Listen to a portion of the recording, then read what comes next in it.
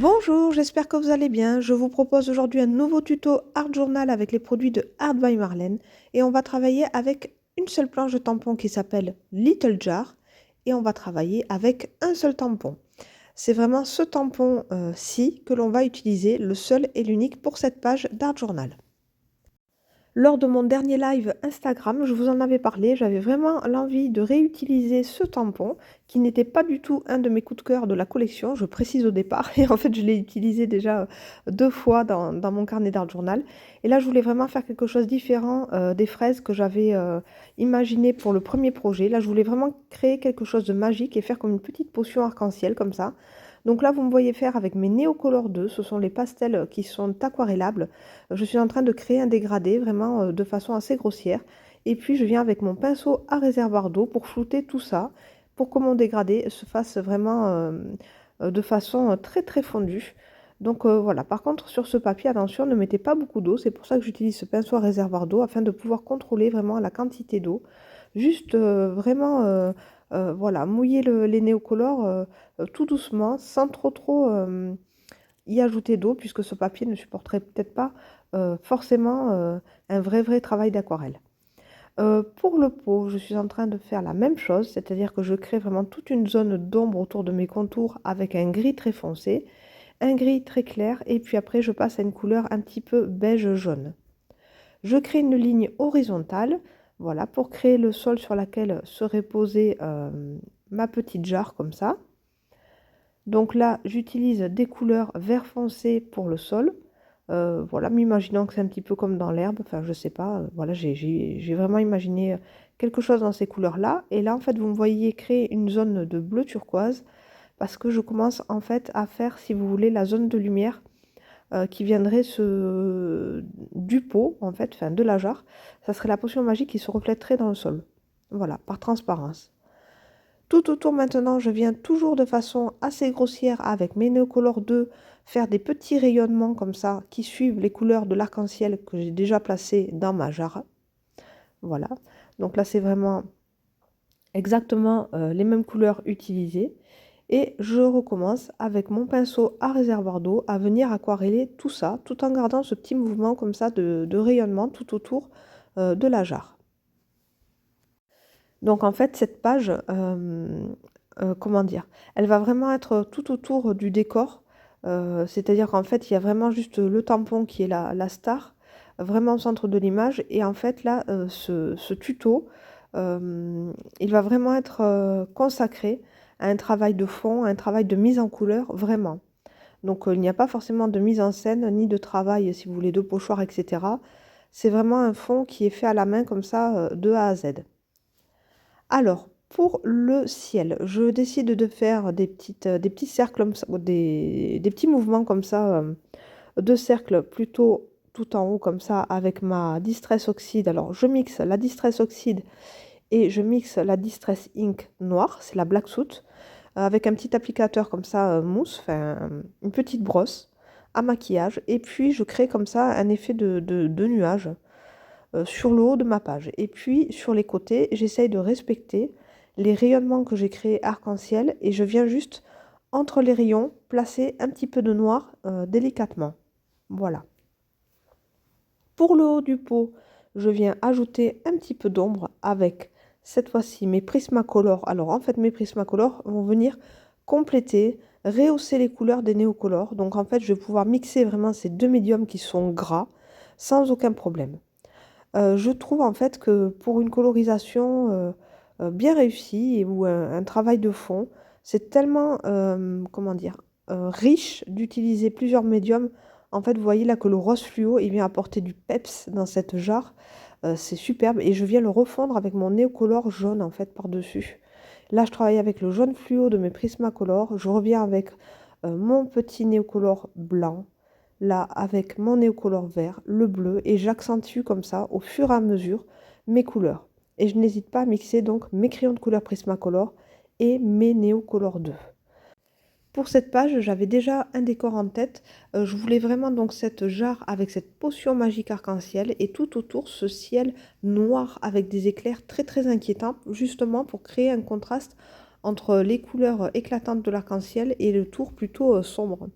Et je pense qu'en fait, le tour sombre noir va vraiment révéler les couleurs de cette potion arc-en-ciel.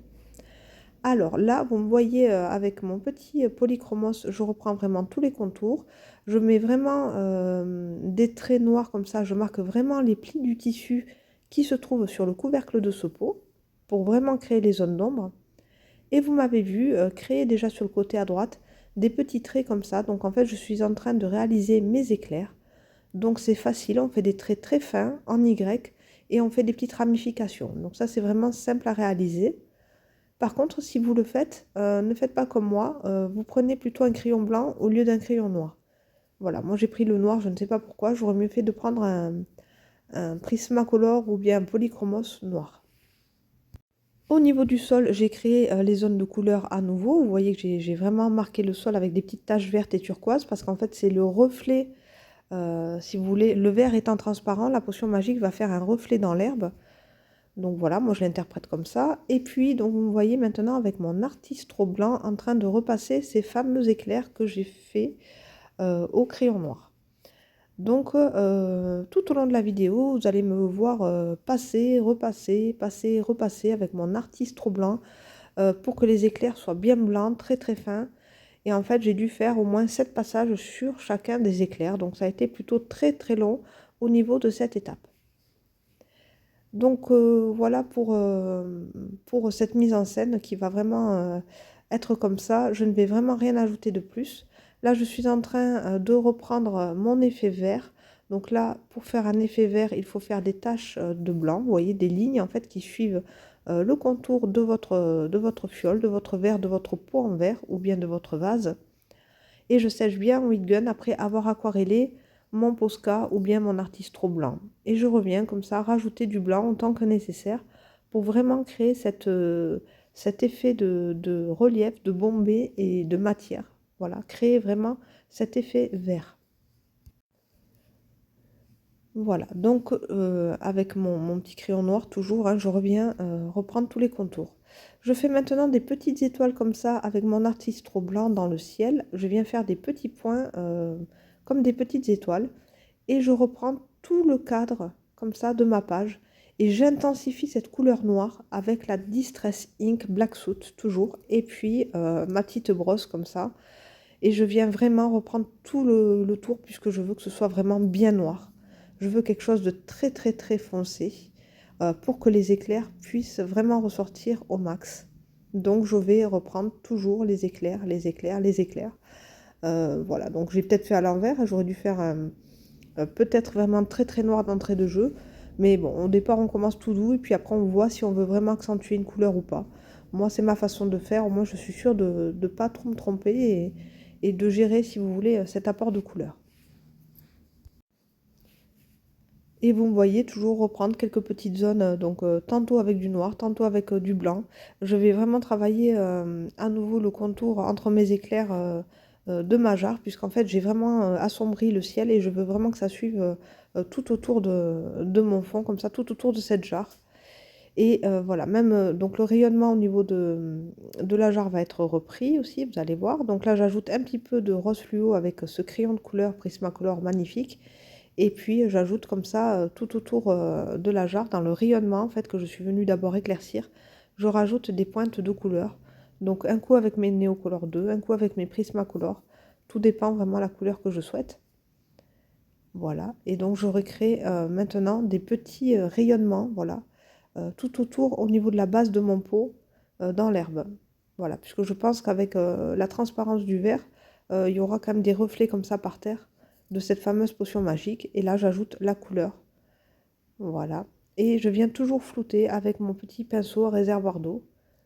Comme ça mélange vraiment bien les couleurs entre elles et ça n'apporte pas trop d'eau pour ce papier. Vous voyez qu'en fait, avec un seul tampon, on arrive à créer quand même une jolie scène. Il faut dire que ce tampon, il est vraiment très très gros.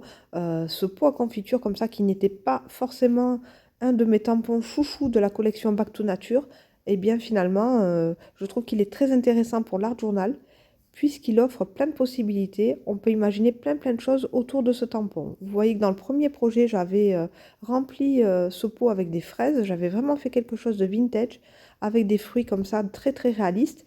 Et puis là, finalement, on peut en faire une autre utilisation. On peut vraiment créer quelque chose de magique avec une potion à l'intérieur. Enfin, vraiment, les possibilités sont quand même nombreuses autour de ce tampon. Voilà pour la petite parenthèse sur ce tampon qui n'était pas un de mes chouchous.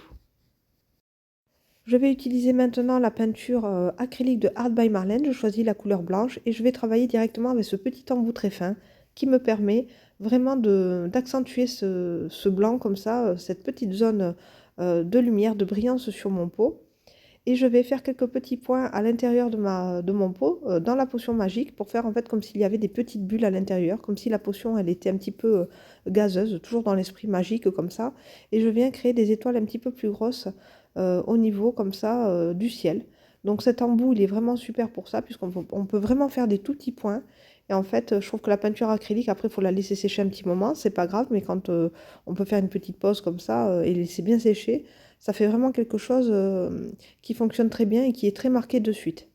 Voilà, par rapport au Posca qui a tendance à boire après la couleur du fond, là, l'acrylique, c'est vraiment très bien. Et vous m'avez vu avec un petit pinceau qui fait, si vous voulez, un effet d'éclaboussure comme ça, galaxie.